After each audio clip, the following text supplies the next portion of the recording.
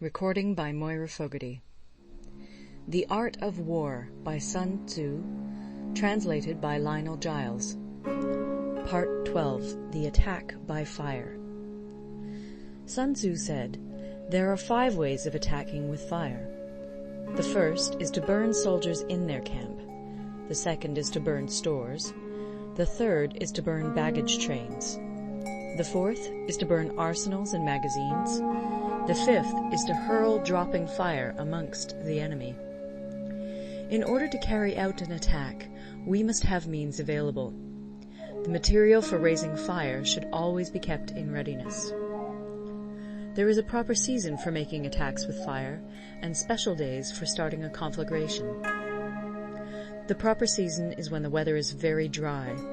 The special days are those when the moon is in the constellations of the Sieve, the Wall, the Wing, or the Crossbar, for these 4 are all days of rising wind.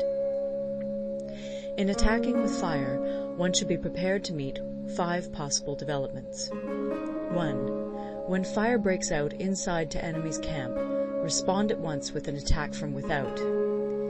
2.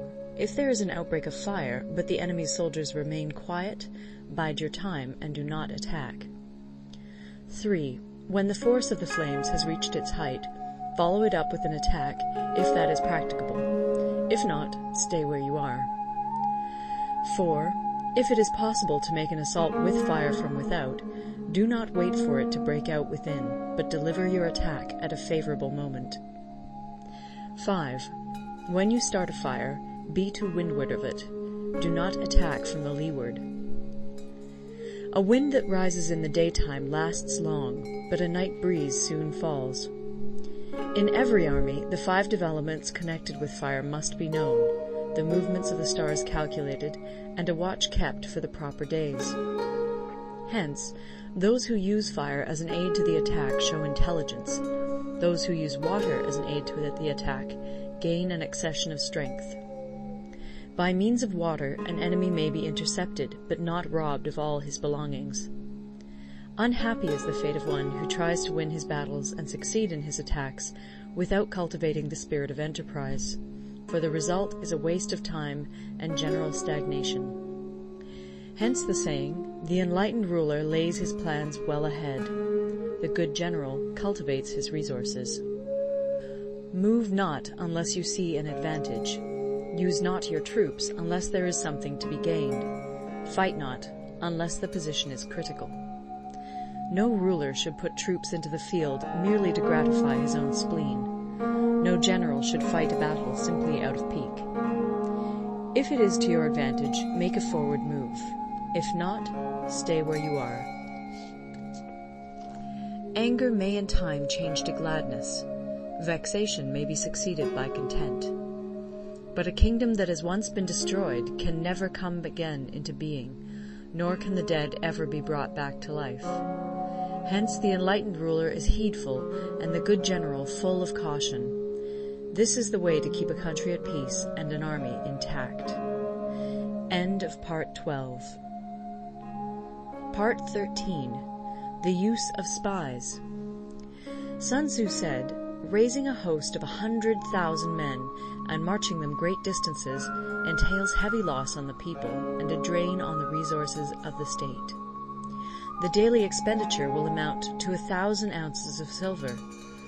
There will be commotion at home and abroad, and men will drop down exhausted on the highways. As many as 700,000 families will be impeded in their labor. Hostile armies may feast each other for years, striving for the victory which is decided in a single day. This being so, to remain in ignorance of the enemy's condition simply because one grudges the outlay of 100 ounces of silver in honors and emoluments is the height of inhumanity. One who acts thus is no leader of men, no present help to his sovereign, no master of victory. Thus, what enables the wise sovereign and the good general to strike and conquer and achieve things beyond the reach of ordinary men is foreknowledge. Now, this foreknowledge cannot be elicited from spirits.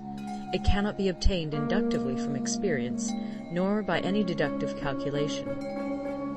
knowledge of the enemy's dispositions can only be obtained from other men. Hence the use of spies, of whom there are 5 classes. 1. Local spies. 2. Inward spies. 3. Converted spies. 4. Doomed spies. 5. Surviving spies. When these 5 kinds of spy are all at work, none can discover the secret system. This is called divine manipulation of the threads. It is the sovereign's most precious faculty. Having local spies means employing the services of the inhabitants of a district. Having inward spies, making use of officials of the enemy. Having converted spies, getting hold of the enemy's spies and using them for our own purposes.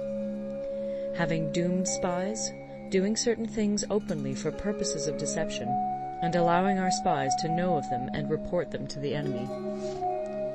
Surviving spies, finally, are those who bring back news from the enemy's camp. Hence it is that which none in the whole army are more intimate relations to be maintained than with spies. None should be more liberally rewarded. In no other business should greater secrecy be preserved. Spies cannot be usefully employed without a certain intuitive sagacity. They cannot be properly managed without benevolence and straightforwardness. Without subtle ingenuity of mind, one cannot make certain of the truth of their reports. Be subtle, and use your spies for every kind of business. If a secret piece of news is divulged by a spy before the time is ripe, he must be put to death together with the man to whom the secret was told. Whether the object be to crush an army, to storm a city, or to assassinate an individual, it is always necessary to begin by finding out the names of the attendants, the aides-de-camp, and doorkeepers and sentries of the general in command. Our spies must be commissioned to ascertain these. The enemy's spies, who have come to spy on us, must be sought out, tempted with bribes, led away, and comfortably housed. Thus they will become converted spies and available for our service. It is through the information brought by the converted spy that we are able to acquire and employ local and inward spies. It is owing to this information again that we can cause the doomed spy to carry false tidings to the enemy.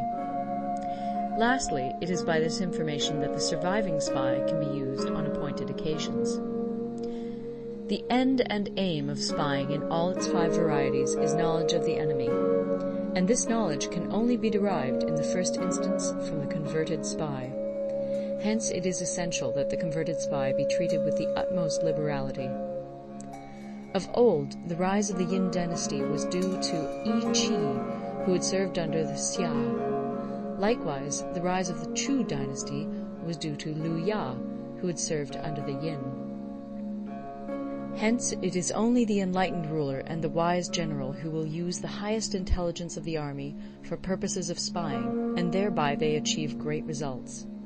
Spies are a most important element in water, because on them depends an army's ability to move. End of The Art of War. Recorded in Toronto, Ontario by Moira Fogarty, October 2003.